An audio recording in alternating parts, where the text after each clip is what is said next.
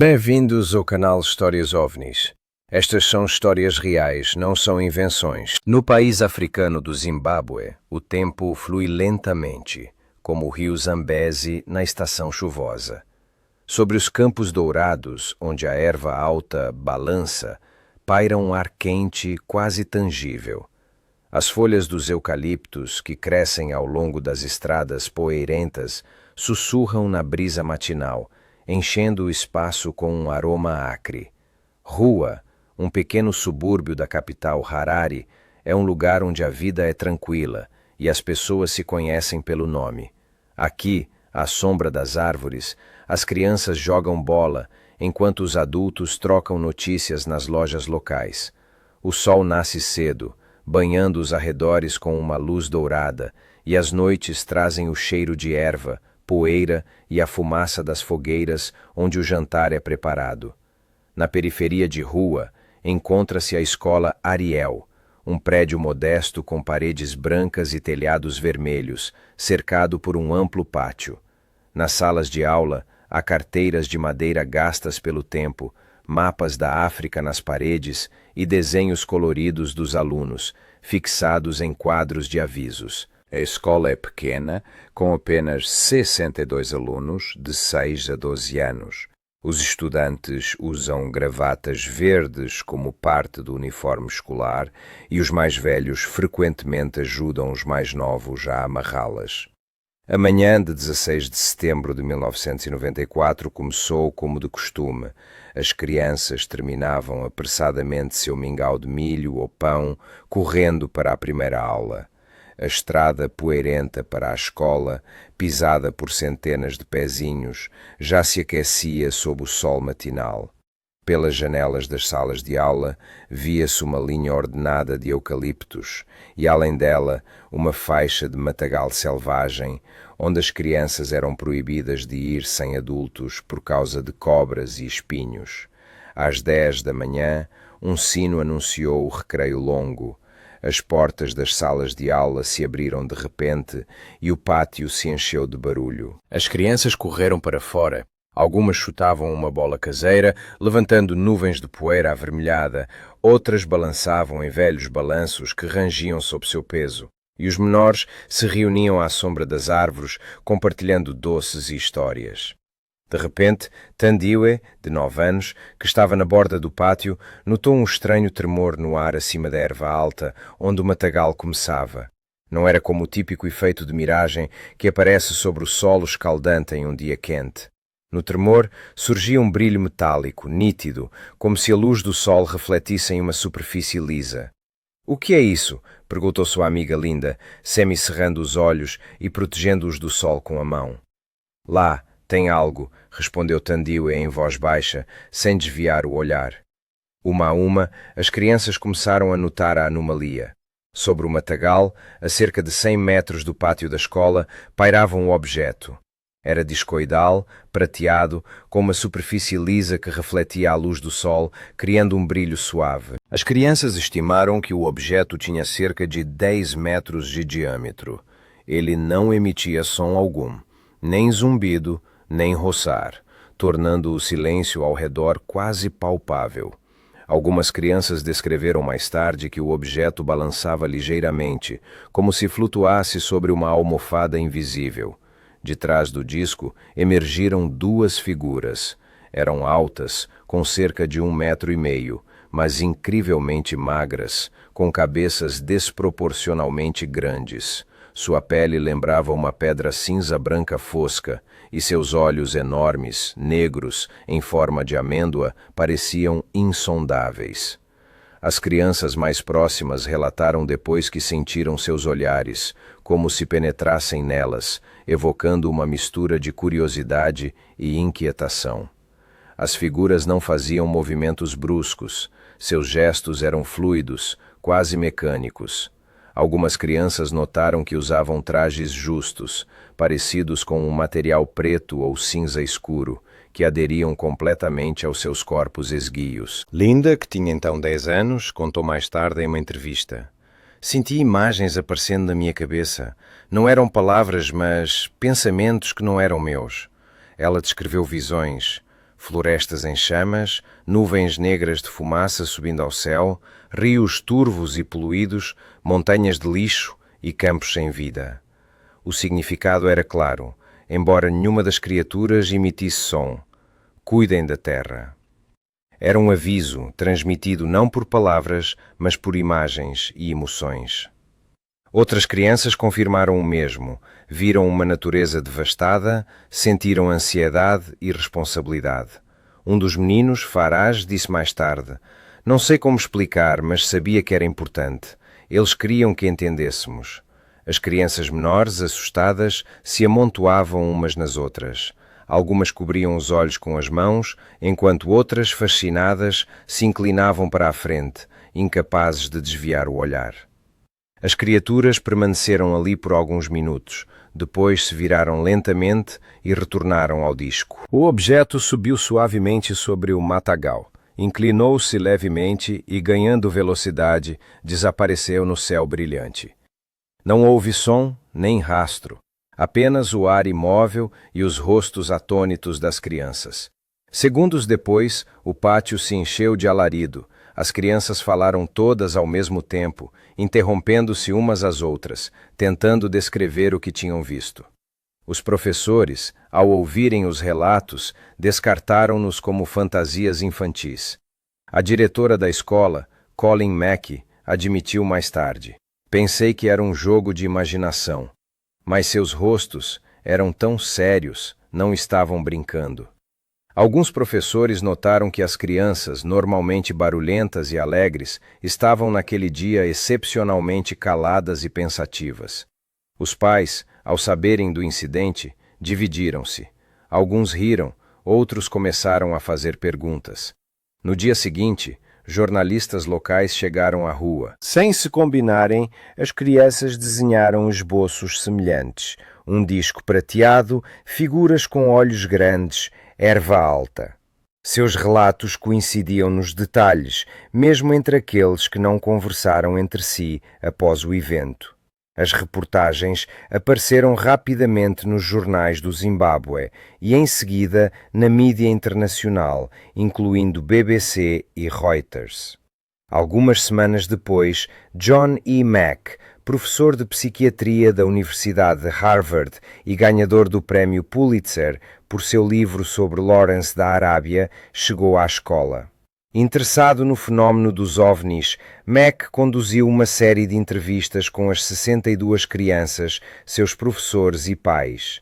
Suas gravações, preservadas em arquivos, mostram como as crianças, escolhendo as palavras, tentavam descrever o que viram. Uma aluna, Emma, disse: "Eles não falaram, mas senti que queriam que cuidássemos do mundo, das árvores, da água."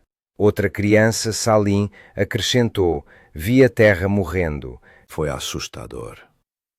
Mack observou que as crianças não apresentavam sinais de histeria coletiva ou invenção.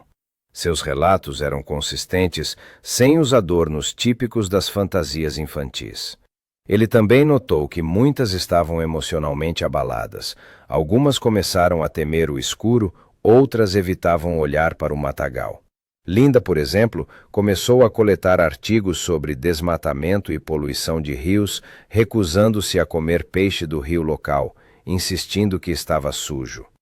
Tandiwe passou a fechar as cortinas mesmo durante o dia, temendo que eles voltassem. Em rua, o evento causou divisão. Os anciãos da vila debatiam. Alguns viam nas figuras anjos ou espíritos ancestrais, outros artimanhas de forças malignas. O pastor local declarou que era uma farsa do diabo e convocou orações. Mas a maioria dos pais, vendo a sinceridade de seus filhos, não conseguia descartar suas palavras. Em 1994, o Zimbábue enfrentava dificuldades econômicas, e esse tipo de evento era percebido como uma distração das preocupações diárias. No entanto, a história da escola Ariel tornou-se um dos encontros com OVNIs mais bem documentados da história. As gravações de vídeo das entrevistas, os desenhos das crianças e as reportagens estão preservados em arquivos, incluindo a coleção de John Mack, doada à Universidade de Harvard após sua morte em 2004. Em 2007, a BBC retornou à rua para entrevistar os testemunhas, agora adultas. Aqueles que tinham entre 8 e 12 anos na época eram agora jovens adultos. Eles confirmaram: lembramos de tudo como se fosse ontem. Linda, agora professora, contou que o evento mudou sua vida. Ela estudou ecologia e trabalha em projetos de limpeza de rios. Tandiwe, agora agricultor, admitiu que ainda evita caminhar sozinho perto do matagal. Outras testemunhas, espalhadas pelo mundo, continuaram a afirmar que a mensagem era real e dizia respeito ao futuro do planeta. Nenhuma prova oficial, destroços, rastros ou registros de radar foi encontrada. As bases militares do Zimbábue, incluindo a base aérea de Harare, informaram que não registraram anomalias no espaço aéreo naquele dia. Céticos, incluindo cientistas locais, sugeriram que as crianças poderiam ter visto um miragem ou reflexo causado pelo calor ou até mesmo confundido o objeto com um balão experimental. No entanto, a consistência dos relatos, a coincidência dos detalhes e a reação emocional das crianças contradiziam essas explicações. Em 2021, o diretor Randall Nickerson lançou o documentário Ariel Phenomenon, dedicado ao evento. O filme inclui imagens de arquivo e novas entrevistas, destacando que as testemunhas, mesmo após quase 30 anos, não retractaram suas palavras. Hoje, em rua, a vida flui com a mesma lentidão. A erva dourada balança ao vento, as crianças brincam no pátio da escola e os eucaliptos continuam a sussurrar sob a brisa. Os moradores mais antigos às vezes lançam um olhar para a linha de matagal onde tudo aconteceu. Não porque esperem uma repetição, mas porque lembram. E em algum lugar de sua memória persiste o aviso: cuidem da terra. O que você acha deste caso misterioso? Partilhe as suas teorias nos comentários abaixo.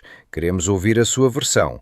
Não se esqueça de se inscrever para não perder as próximas histórias sobre OVNIs. A noite de 5 de novembro de 1975, nas montanhas Mogollon, Arizona, era fria e clara. As silhuetas escuras dos pinheiros na Floresta Nacional Apache Sitgreaves pareciam sentinelas imóveis, envoltas em um silêncio quebrado apenas pelo som do cascalho sob os pneus de uma velha picape. 7 lenhadores, Mike Rogers, Kenneth Peterson, John Goulet, Dwayne Smith, Steve Pierce, Alan Dailies e Travis Walton, de 22 anos, retornavam após um dia exaustivo de trabalho sob contrato com o Serviço Florestal dos Estados Unidos. Sua tarefa, limpar uma área da floresta de árvores pequenas, era árdua e os prazos eram apertados. Na cabine da picape reinava o cansaço. Alguns permaneciam em silêncio, olhando para a escuridão, outros batiam os dedos preguiçosamente na porta. Travis, sentado no banco da frente, estava, como sempre, inquieto. Seu corpo magro parecia incapaz de ficar parado. Ele olhava ao redor, fazia perguntas a Mike, o motorista e capataz, ou se mexia, como se uma energia fervilhante dentro dele não encontrasse saída. De repente, Travis ficou paralisado. Seu olhar foi atraído por uma luz estranha que atravessava a densa escuridão da floresta. Não era o reflexo amarelo de uma lanterna, nem o brilho quente e laranja de uma fogueira, mas algo diferente. Um fulgor dourado-azulado, suave, mais denso, quase vivo. Ele pulsava, inundando um pequeno claro à frente. Mike Rogers, capataz de 28 anos com uma década de experiência na floresta, reduziu a velocidade. A floresta ao redor ficou assustadoramente silenciosa, como se a natureza prendesse a respiração. Até mesmo o ronco do motor da picape parecia abafado, como se o som estivesse se afogando naquela luz estranha. "Meu Deus, o que é isso?"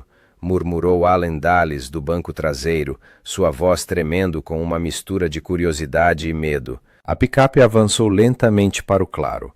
Diante dos olhos dos lenhadores surgiu um objeto que gelou o sangue nas veias. Em forma de disco com cerca de 15 metros de diâmetro, ele flutuava a aproximadamente 2 metros do chão. Sua superfície brilhava como se fosse coberta por metal líquido, refletindo a luz em tons sobrenaturais. O ar ao redor tremulava como sobre o asfalto escaldante, mas não havia calor ou brisa. Um zumbido grave, quase inaudível, mas sentido no peito, aumentava, fazendo os corações baterem mais rápido. Senhor, sussurrou Kenneth Peterson, segurando a borda do assento. Sem dizer uma palavra, Travis abriu a porta com força e saltou do veículo. Seus movimentos eram bruscos, quase instintivos, como se a luz o atraísse. Ei, Travis, você enlouqueceu? Gritou Mike, mas sua voz foi engolida pelo silêncio. Travis caminhou em direção ao objeto, o som das galhas quebrando sob suas botas ecoando ensurdecedoramente naquele silêncio sobrenatural. Ele parou quase diretamente sob o disco, erguendo a cabeça. Sua silhueta, iluminada pelo brilho dourado azulado, parecia pequena e vulnerável. Naquele momento, um raio de luz ofuscante irrompeu da parte inferior do objeto. Atingiu Travis no peito e seu corpo se arqueou como se tivesse recebido uma poderosa descarga elétrica. Seus pés se desprenderam do chão e ele caiu na grama, imóvel. Vamos, vamos! Gritou Steve Pierce, com a voz quebrada pelo pânico. Mike pisou fundo no acelerador e a picape arrancou, com os pneus guinchando no cascalho. Um silêncio tomou conta da cabine, interrompido apenas por respirações pesadas. Os 6 homens, encolhidos nos assentos, sentiam o medo apertar suas gargantas. Eles haviam abandonado seu companheiro. Alguns minutos depois, quando a picape alcançou uma distância segura, Mike freou bruscamente. Ele se virou para os outros, seu rosto pálido. Temos que voltar, disse ele com a voz rouca. Ninguém discordou. Eles fizeram o retorno e voltaram lentamente. O claro os recebeu com o vazio. Não havia luz, objeto ou Travis, apenas o ar frio da noite e um leve cheiro de ozônio, como após uma tempestade. O chão sob seus pés parecia intocado, como se nada tivesse acontecido. Na manhã seguinte, a equipe relatou o incidente à delegacia de polícia de Heber. O xerife Marlin Gillespie, um experiente oficial da lei, ouviu o relato com ceticismo, mas organizou uma busca em grande escala. Mais de 50 pessoas, policiais, voluntários, adestradores com cães, vasculharam a floresta. Um helicóptero sobrevoou as árvores, mas não encontraram vestígios de Travis, de uma luta ou de objetos incomuns. A única pista foi um nível de radiação ligeiramente elevado no claro, detectado posteriormente, mas fraco demais para servir como prova, segundo o livro de Travis Walton, Fire in the Sky, 1996. Na pequena cidade de Snowflake, onde viviam os lenhadores, a notícia se espalhou como fogo. Os moradores, acostumados com rumores de luzes estranhas no céu do Arizona, começaram a sussurrar. Alguns suspeitavam que a equipe escondia algo. Outros acreditavam que Travis havia sido vítima de um sequestro alienígena. Jornais como o Arizona Republic publicaram a história, mas logo o foco mudou de um disco voador para um possível crime. Surgiram rumores de que os lenhadores poderiam ter discutido com Travis por causa de dinheiro ou desavenças pessoais. Mike Rogers, como capataz, ficou sob pressão especial. O contrato com o serviço florestal estava em risco devido a atrasos, e alguns sugeriram que a história do OVNI era uma cortina de fumaça para um assassinato. Para provar sua inocência, os 6 lenhadores concordaram em se submeter a testes de polígrafo. Os testes foram conduzidos por Cy Gilson, um operador experiente de detector de mentiras do Departamento de Segurança Pública do Arizona. Em 11 de novembro de 1975, os homens foram interrogados um a um. Você viu Travis Walton ser atingido por um raio de luz? E você lhe causou algum mal? Os resultados, publicados posteriormente, mostraram que 5 deles, Mike Rogers, Kenneth Peterson, John Goulet, Dwayne Smith e Steve Pierce, estavam dizendo a verdade. Allen Dulles obteve um resultado inconclusivo devido a um estresse intenso, mas um segundo teste confirmou suas declarações, segundo The Walton Experience, 1978. Apesar disso, céticos, incluindo o conhecido ufólogo Philip Klass, afirmaram que a história era uma farsa e que o polígrafo era uma ferramenta pouco confiável. Na quinta noite, 10 de novembro de 1975, Travis reapareceu. Um caminhoneiro o encontrou em uma estrada secundária perto de Heber. Ele usava as mesmas roupas do dia de seu desaparecimento, mas parecia exausto, cerca de 5 quilogramas mais magro, desidratado, com lábios rachados e olheiras. No hospital, os médicos constataram um esgotamento geral, mas não encontraram ferimentos graves. As análises revelaram traços de cetonas no sangue, indicando jejum, mas nada em comum, como radiação ou substâncias químicas, segundo relatórios médicos citados no livro de Walton. Travis falava de forma entrecortada, com memórias fragmentadas. Ele descreveu uma sala metálica com uma luz suave e uniforme, cercado por figuras, pequenas com grandes olhos negros, sem pelos, com membros finos. Elas não falavam, mas seus movimentos eram precisos, quase mecânicos. Ele sentia o frio de seus toques e um medo pegajoso do qual não conseguia se livrar. Segundo ele, perdeu a consciência e acordou na estrada, vendo um objeto luminoso se afastar acima dele. Esses detalhes mais tarde formaram a base do livro The Walton Experience e do filme Fire in the Sky, 1993, embora o filme tenha adicionado elementos dramáticos ausentes na história original. A investigação oficial, conduzida pela polícia e pelo Serviço Florestal, terminou sem conclusões. Não foram encontradas evidências materiais, destroços, marcas de pouso ou anomalias. No entanto, a história de Travis Walton tornou-se uma das mais famosas na ufologia. Ela foi estudada por organizações como APRO, Ariel Phenomena Research Organization, e MUFON, Mutual UFO Network, que destacaram a consistência dos testemunhos e a ausência de motivos claros para uma farsa. Snowflake tornou-se um ponto de atração para ufólogos e turistas. O claro onde o incidente ocorreu ainda atrai curiosos, e os moradores organizaram um festival anual, o Travis Walton UFO Incident, dedicado ao evento. O próprio Travis, apesar da pressão de jornalistas e céticos, insistiu na veracidade de sua história até o fim de sua vida.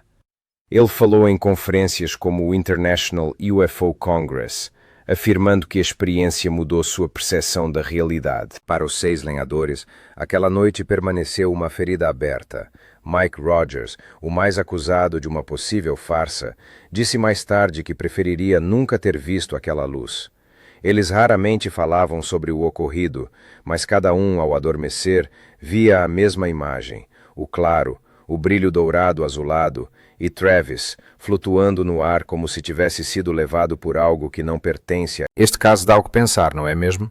Escreva nos comentários se já viu algo estranho no céu e inscreva-se para ver mais histórias incríveis. A noite de 17 de novembro de 1986 no Alasca arrastava-se lentamente, como é típico no final do outono no norte. O sol havia desaparecido há muito tempo atrás do horizonte, deixando apenas uma fina faixa de luz fria, onde o céu azulaço se dissolvia gradualmente em uma escuridão densa, quase palpável. Sob uma suave camada de nuvens aveludadas, estendiam-se as majestosas montanhas Chugach, enquanto os rios congelados refletiam debilmente o brilho das estrelas. A temperatura no solo havia caído para menos 20 graus Celsius e no ar pairava um silêncio, interrompido apenas por rajadas ocasionais de vento. O Boeing 747-200F, voo 1628 da Japan Airlines, seguia em altitude de cruzeiro de cerca de 35 mil pés, aproximadamente 10.600 metros, a uma velocidade pouco superior a 500 nós, cerca de 925 km por hora. A rota era longa, mas bem conhecida pela tripulação: Paris, Reykjavik, Anchorage, Narita. A bordo havia uma carga, centenas de caixas de Beaujolais Nouveau, iguarias francesas, eletrônicos e outros bens destinados ao mercado japonês. Na cabine, apenas 3 pessoas: o comandante Kenju Terauchi, o copiloto Takanori Tamefuji e o engenheiro de voo Yoshiro Tsukuda. Kenju Terauchi, um veterano da aviação de 47 anos, havia acumulado mais de 20.000 horas de voo. Sua experiência incluía voos nas condições mais desafiadoras, de tempestades tropicais a nevascas árticas. Ele conhecia o comportamento do Boeing 747 tão bem quanto sua própria respiração. Tamefuji, seu copiloto, era mais jovem, mas igualmente profissional, enquanto Tsukuda, o engenheiro de voo, era conhecido por sua meticulosidade no manejo dos sistemas da aeronave. A noite parecia rotineira. O zumbido dos 4 motores General Electric CF650, as raras comunicações com o controlador de tráfego aéreo em Anchorage e o piscar do painel de instrumentos criavam uma atmosfera familiar. Por volta das 17h10 hora local, enquanto o avião sobrevoava a parte leste do Alasca, o copiloto Takanori Tamefuji foi o primeiro a notar algo incomum. Sua voz, normalmente calma, tremia ligeiramente, denunciando uma leve inquietação. Comandante, atrás de nós, parece que temos companhia. Terauchi virou a cabeça e viu 2 luzes brilhantes na profundidade do céu noturno, ligeiramente à esquerda do curso. Elas não piscavam como as luzes de navegação de aviões, nem pulsavam como estrelas. A luz era densa, concentrada, com um tom quente, quase dourado, que lembrava um poderoso holofote. As luzes moviam-se suavemente, mas com determinação, como se seguissem o avião. Alguns minutos depois, elas tomaram posição ligeiramente à frente, à esquerda, a cerca de 7 a 8 milhas, 11 a 13 quilômetros, movendo-se paralelamente ao curso do JAL 1Z28. A luz tornou-se tão intensa que sombras dos painéis de instrumentos apareceram na cabine e os rostos da tripulação foram iluminados por um brilho dourado. Tsukuda, desviando o olhar dos indicadores, ergueu os olhos lentamente. Isso não se parece com nenhum avião que eu já vi. Tamefuji contatou imediatamente o centro de controle de Anchorage. Anchorage, aqui é o JAL 1628. Estamos observando objetos não identificados à esquerda do nosso curso. Podem confirmar tráfego? A resposta do controlador foi sucinta. JAL 1628. Não observamos alvos nas proximidades. O radar está limpo. A tripulação trocou olhares. A ausência de sinais no radar gerava ainda mais perguntas. Terauchi, mantendo a calma, ordenou que continuassem a observação. Alguns minutos depois, a situação mudou. Os 2 objetos brilhantes realizaram de repente uma manobra brusca, subindo, e nesse momento, a tripulação notou algo que até então a escuridão havia ocultado. Da noite, emergiu uma silhueta enorme, tão massiva, que bloqueava seções inteiras do céu estrelado. Segundo a descrição de Terauchi, parecia uma gigantesca noz ou uma casca segmentada, uma forma irregular, sem asas, cauda ou fuselagem características de aviões. O tamanho do objeto era assombroso, parecia 2 a 3 vezes maior que o Boeing 747, o que significava que seu diâmetro poderia chegar a 100, 150 metros. É colossal, murmurou Tsukuda em voz baixa, com a voz trêmula não de medo, mas pela percepção da escala. Terauchi solicitou imediatamente ao controlador uma mudança de curso de 45 graus à direita para aumentar a distância. O Boeing iniciou uma curva suave, mas o objeto, como se antecipasse suas ações, permaneceu próximo, movendo-se em sincronia. Às vezes se aproximava, outras vezes ficava para trás, mas sempre permanecia à vista. De sua superfície emanava um fraco brilho térmico, como se uma poderosa reação energética estivesse ocorrendo em seu interior. A tripulação notou que os efeitos luminosos do objeto causavam leves interferências nos instrumentos de bordo, embora os sistemas da aeronave continuassem funcionando normalmente. Os controladores de Anchorage continuaram afirmando que seus radares civis não detectavam nenhum objeto perto do JAL IN 628. No entanto, conforme revelado mais tarde em relatórios, os radares militares da base aérea de Elmendorf, localizada perto de Anchorage, captavam intermitentemente sinais instáveis que coincidiam com a posição do voo IN 628. Esses sinais apareciam e desapareciam, como se o objeto pudesse se tornar seletivamente invisível aos radares. Um operador de radar da base relatou mais tarde que havia visto um alvo anómalo, mas devido ao seu comportamento errático, ele não foi classificado como uma ameaça. Ao mesmo tempo, segundo dados de fontes abertas, outro avião, um voo da United Airlines, operando na mesma área, também relatou a observação de luzes estranhas. Ainda a tripulação desse voo as descreveu como pontos de luz brilhantes e fixos, que se moviam de maneira incomum para aviões ou satélites. Embora suas observações fossem menos detalhadas, confirmavam que algo fora do comum estava acontecendo no céu do Alasca. Além disso, testemunhas em terra na região de Fairbanks relataram mais tarde à mídia local sobre objetos luminosos estranhos que viram naquela noite. Um residente, um caçador que estava em uma floresta perto de Talkeetna, afirmou ter visto um enorme objeto escuro com luzes, que se movia silenciosamente e muito rápido. Embora não oficiais, esses testemunhos adicionavam contexto aos eventos descritos pela tripulação do JAL 1628. Na cabine do Boeing 747 reinava uma tensão contida mas palpável. A tripulação registrava minuciosamente tudo, hora, coordenadas, manobras do objeto, mudanças em sua posição. Terauchi, como comandante, esforçava-se para manter a calma, mas nem mesmo sua experiência podia explicar o que estava acontecendo. O objeto acompanhou o avião por cerca de 50 minutos, às vezes se aproximando, às vezes ficando para trás, mas nunca desaparecendo de vista. Seu comportamento era intencional demais para ser um simples fenómeno natural e incomum demais para ser tecnologia terrestre. Quando o avião se aproximou da área de Talkeetna, faltava menos de meia hora de voo até Anchorage. De repente, sem qualquer aviso, o objeto desapareceu. Não houve clarão ou aceleração brusca, ele simplesmente se dissolveu na noite, como se alguém tivesse apagado a luz. A tripulação olhou fixamente para a escuridão por mais alguns minutos, mas o céu estrelado voltou a ficar limpo. O pouso em Anchorage ocorreu sem incidentes.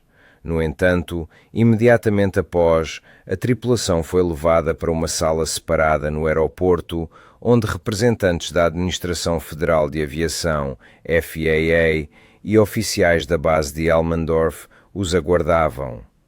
O interrogatório durou várias horas. As perguntas eram repetitivas, mas feitas de diferentes ângulos. O que vocês viram? Como era? Como se movia? Terauchi, Tamefuji e Tsukuda descreveram tudo com uma precisão surpreendente, e seus relatos coincidiam perfeitamente. A FAA publicou mais tarde um relatório reconhecendo que a tripulação do JL 1628 havia observado algo inexplicável. No entanto, não houve nenhuma confirmação oficial sobre a natureza do objeto. Os militares de Elmendorf recusaram-se a comentar os dados de seus radares, embora alguns documentos desclassificados anos depois confirmassem a presença de sinais anômalos. O Centro Nacional de Relatórios sobre Fenômenos Anômalos na Aviação, NARCAP, também estudou o incidente e o classificou como um dos casos de avistamento de OVNIs mais bem documentados. Apesar de seu profissionalismo, Kenjo Terauchi enfrentou consequências. A Japan Airlines o reatribuiu a tarefas terrestres para evitar mais atenção ao incidente. Em uma entrevista para a televisão japonesa em 1987, ele disse: "Não exijo que acreditem em mim, mas sei o que vimos. Não era nosso avião, e não era nada que eu conhecesse até aquele dia." O incidente do JL 1628 não foi um caso isolado. Em 1986, o Alasca já era um local onde avistamentos estranhos eram relatados. Alguns meses antes, em agosto de 1986, pilotos de um avião militar perto de Point Barrow reportaram objetos luminosos que se moviam rapidamente e que desapareciam quando se tentava interceptá-los. Esses dados, publicados em arquivos desclassificados da Força Aérea dos Estados Unidos, adicionam intriga aos eventos de novembro de 1986. Além disso, na década de 1980, a região era palco de testes intensivos de tecnologias militares, incluindo protótipos de aviões furtivos como o F-117 Nighthawk. Alguns ufólogos sugeriram mais tarde que a tripulação do JAL D628 poderia ter observado um dispositivo militar secreto, mas essa teoria não explica o tamanho do objeto, seu comportamento ou a ausência de ruído. Em 2006, 20 anos depois, Terauchi deu outra entrevista na qual confirmou suas declarações. Ele acrescentou que, em sua opinião, o objeto exibia um comportamento inteligente e desafiava as leis conhecidas da aerodinâmica. Essa declaração desencadeou uma nova onda de interesse pelo incidente, que permanece até hoje uma das páginas mais enigmáticas da história da aviação. Como explicaria este fenômeno misterioso? Deixe a sua opinião abaixo e vamos discutir. Inscreva-se para ficar a par das novas histórias sobre OVNIs. A primavera nestas terras chega sem alarde. Durante o dia, a brisa marítima escancara as janelas dos pubs, trazendo o cheiro de sal e erva molhada, mas à noite tudo se fecha num silêncio uniforme, quase viscoso. Naquela segunda-feira, o silêncio não era apenas denso, era vigilante, como antes de uma tempestade que não aparece no radar. Sobre as casas de pedra e os campos com cercas vivas, nuvens pesadas pairavam. Em suas fendas, estrelas frias brilhavam. Aquela noite não prometia nada de especial, até que, às 23h15, a primeira chamada chegou ao posto de serviço em Coyne. Uma mulher de perto de Liskeard falava rápido, sem tomar fôlego. É enorme, como um triângulo preto, com 3 holofotes brancos nos cantos. No centro, um círculo de luz quente está flutuando sobre o meu campo e, olhando para a casa... O operador perguntou se não seria um helicóptero da guarda costeira. Não, não faz barulho, nenhum. E quando o raio passa pelas janelas, a luz pisca. Pelo telefone, ouviam-se latidos de cães e alguém batendo persianas. 8 minutos depois veio a segunda chamada, de St. Austell. Um homem com voz calma relatou um objeto triangular preto, baixo, como se estivesse sobre os telhados, e depois mais baixo. Quando foi para o noroeste, desapareceu, como se tivesse movido em um único batimento cardíaco. A terceira chamada, Bodmin. Um holofote passou pelo jardim, a televisão fez um clique e apagou.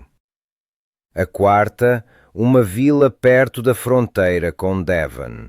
Está flutuando sobre a floresta. Não se ouve nada, nem mesmo os cavalos relincham.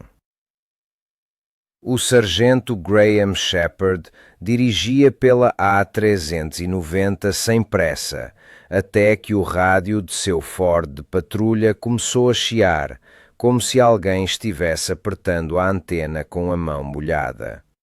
O sinal cortou. Ele encostou no acostamento, desligou os faróis e saiu. O ar estava úmido e frio. A névoa se acumulava na beira da estrada. E naquele crepúsculo leitoso sobre as colinas ele o viu. Um triângulo gigantesco, flutuando imóvel. Nos cantos, 3 holofotes brancos projetavam raios retos e densos, como se abrissem na escuridão pesadas escotilhas de luz. No centro, um brilho melífluo, suave, quente, quase caseiro. Na superfície preta, percebiam-se vagamente linhas, painéis ou costuras, quase invisíveis naquela luz. Shepard não ouviu nada, apenas sentiu um zumbido grave no peito, nos ossos, como um baixo de órgão abafado. Um raio deslizou pelo asfalto, atingiu o para-choque do carro e o cegou por um instante. Shepard semicerrou os olhos por reflexo e, de repente, sentiu um cheiro de ozônio, aquele mesmo de após um raio, e um gosto metálico na língua. Se isso é um helicóptero, pensou, não tem hélices, nem motor, nem vento. Ele levantou o rádio, bateu no aparelho, nada. No relógio que usava há anos, o fino ponteiro dos segundos tremeu e parou no 23º minuto. Shepard. Enquanto isso, a algumas milhas a leste, o policial Andrew Mackenzie dirigia sob a sombra densa das árvores. Quando um raio de luz caiu do céu e passou pelo capô, o painel de instrumentos apagou, os ponteiros caíram a zero, o motor tossiu e parou. Mackenzie xingou, bateu o punho no volante e, no mesmo instante, tudo voltou à vida. As luzes acenderam, o rádio se mexeu, o motor retomou o ritmo. Ele saiu do carro. Acima, não muito alto, flutuava o mesmo triângulo. Não era parecido com... Era geometria recortada na noite. Mackenzie baixou o olhar. As vacas no campo próximo estavam imóveis, fixando um único ponto. Não mugiam, não se moviam. Como se tivessem sido colocadas em pausa, pensou ele, surpreso com a ideia. O fazendeiro Thomas Harding voltava para casa por um caminho longo, através de uma clareira na floresta, onde velhos carvalhos entrelaçavam seus galhos sobre a estrada como um arco. Ele parou porque ouviu um zumbido suave e indistinto, semelhante ao de uma subestação elétrica em tempo úmido. O zumbido não aumentava nem diminuía, estava em toda parte, como se o próprio ar fosse a fonte. Thomas saiu, abriu o porta-malas, precisava de uma lanterna e hesitou porque a lanterna não acendia. Então, levantou os olhos e viu, entre os galhos, uma borda preta. A borda se movia, ou melhor, a borda estava parada, e tudo o mais parecia se mover. As nuvens, a luz refletida nas poças, sua própria respiração. No centro da parte inferior, ele distinguiu segmentos retangulares. Eles brilhavam levemente, como brasas apagando-se. Thomas deu um passo, e do centro disparou um raio estreito e avermelhado, que correu para a linha das árvores. Naquele instante, a floresta apagou, ficou mais escura do que a noite deveria ser. Ao inspirar, até o cheiro de casca úmida desapareceu. Ao expirar, as estrelas voltaram. Um casal idoso de Bodmin contou mais tarde no pub que estavam junto à lareira discutindo sobre a conta de luz quando uma luz se abriu do lado de fora. O homem foi até a porta, abriu-a e ficou paralisado. No pátio o silêncio era tal que se ouvia uma gota escorrendo pelo calha. No céu flutuava o triângulo com um holofote deslizando lentamente pelo gramado, a parede, a macieira, como se alguém manejasse um pincel experimentando um traço. Naquele momento todos os relógios da casa pararam, os de parede, os da cozinha, todos de uma vez.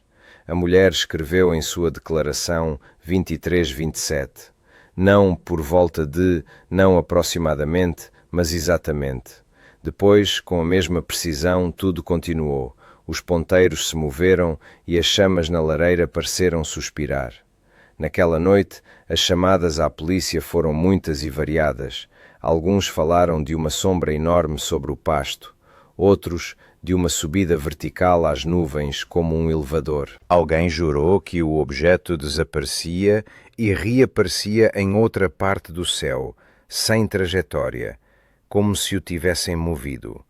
Houve chamadas da estrada costeira, foi para o mar, e do lado oposto, não, voltou para trás da vila. Todas essas setas contraditórias apontavam para uma única coisa. O objeto se movia de uma maneira que desafiava as coisas condenadas à aerodinâmica. Shepard escreveu em seu relatório: velocidade durante o movimento, desconhecida, sem som, sem turbulência, com impacto nos equipamentos, cheiro, ozônio, estado, leve náusea, zumbido nos ouvidos. Esse zumbido voltou. Pela manhã, 2 outros policiais, alguns moradores da vila e um velho meteorologista que nunca acreditou nessas bobagens o mencionaram. Depois, um episódio frequentemente lembrado. A patrulha de Mackenzie, agora com um companheiro, decidiu subir a uma colina para observar a área. Naquele momento, o triângulo, flutuando sobre uma faixa de floresta, inclinou-se suavemente. Na aviação, qualquer inclinação é um gesto de aerodinâmica que envolve o ar. Aqui o ar parecia ausente. O objeto abaixou uma borda, o holofote concentrou-se em um raio estreito que atingiu a encosta. Uma onda percorreu a grama como se fosse vento, depois acalmou-se. O rádio chiou novamente, a agulha da bússola no painel girou completamente e voltou ao norte, como uma agulha de máquina de costura trêmula. Ele nos vê, sussurrou o companheiro, e ambos se surpreenderam com o quão natural soou. Os animais viveram a noite à sua maneira. Em um estábulo em Lowell, um pedreiro que visitava sua égua a encontrou em um silêncio estranho e incomum. Orelhas coladas, respiração regular, olhos bem abertos, sem um único relincho. Um cão na entrada não rosnava nem gania. Simplesmente deitou-se, esticou as patas e encostou o focinho nas lajotas. Em uma fazenda perto da costa, as vacas formavam um semicírculo, todas voltadas para o mesmo ponto no céu. Marada na vila, um gato velho que nunca temeu nada escondeu-se de repente sob um aparador e não saiu até o amanhecer. Mais tarde houve muitos relatos, fantasias e exageros, mas os animais têm o raro direito de reações honestas. Não conheciam as palavras helicóptero ou OVNI, conheciam perigo e silêncio. À meia-noite os telefones do posto estavam a todo vapor. Ligavam de St. Austell, de Truro, de pequenos lugarejos marcados no mapa como pontos sem nome. O operador organizava os formulários em pilhas, testemunha, repetição, policial, outros, e percebeu que parou de perguntar: faz barulho? A resposta era sempre a mesma: não, nunca. Segundo o relatório, naquela noite, mais de 70 relatos foram recebidos, com pelo menos 6 policiais em serviço como testemunhas. Pela manhã, os relatórios foram enviados ao condado e de lá a Londres. O Ministério da Defesa registrou múltiplos avistamentos de um objeto aéreo incomum de grande tamanho sobre Devon e Cornualha, condições climáticas satisfatórias, interferências mínimas. Não foram obtidos dados de radar que confirmem a presença de um alvo aéreo, mas nos corredores, onde cheirava a papel e escovas, sussurrava-se que algumas telas de defesa aérea mostravam marcas que piscavam e apagavam, como bolhas em uma fervura lenta. O papel, porém, só ama o que pode ser garantido em um tribunal. No dia seguinte à noite, muitos se queixaram de zumbidos nos ouvidos, alguns de pálpebras inchadas, como após um longo choro, outros de sonhos estranhos onde uma luz brilhante corta as sombras e não se pode mover. Esses detalhes não chegaram aos relatórios. O bem-estar pessoal é uma moeda pobre para a burocracia. Mas no pub, na curva, foram contados por muito tempo, com canecas e gestos. No terceiro dia, o sargento Shepard releu seu relatório e riscou a frase, como se estivesse escaneando, substituindo-a por: dirigia o raio à superfície terrestre. Não queria parecer esperto, apenas entendeu que a palavra escaneando faria o papel se defender.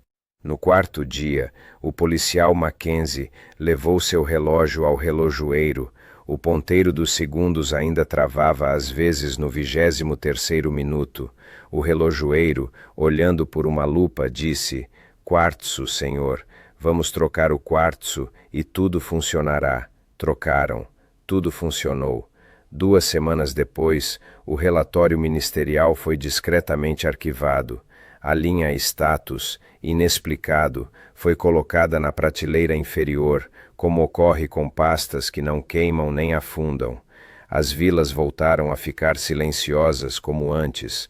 Os cavalos retomaram seus hábitos tranquilos, o gato saiu debaixo do aparador, as vacas pararam de olhar para um único ponto. O tempo, como sempre, fingiu ter boa memória, embora esqueça um pouco mais rápido que nós. Ainda assim, algo permaneceu. Naqueles que viram, o hábito de olhar para o céu antes de entrar em casa e fechar a porta. Nos policiais, a cautela nas palavras e a precisão nas notas. No operador, um caderno pesado com rascunhos, onde, a lápis, de forma desigual e apressada, foram registrados os verdadeiros sons da noite. Triângulo, sem barulho, raio, desapareceu, voltou, mar. E uma nota breve, informal, na margem, onde os operadores não escrevem. Nos viu. Se fosse nosso, mesmo que fosse um exercício, mesmo que secreto, teria deixado rastros de coisas comuns, som, registros, uma rota, ordens. Se fosse alheio, provavelmente teria deixado ainda menos. Naquela noite, deixou exatamente o suficiente para viver na memória, e em uma linha limpa do relatório, onde uma fonte cinza olha calmamente e não promete nada supérfluo, inexplicável. E isso é tudo por hoje. Mas os mistérios do céu não terminam aqui. Apenas começamos a revelar os segredos destes encontros incríveis. Inscreva-se no canal para não perder novas histórias, deixe as suas opiniões nos comentários, talvez a sua teoria seja a chave para a solução. Até a próxima edição, onde nos esperam casos ainda mais estranhos e emocionantes. Até breve.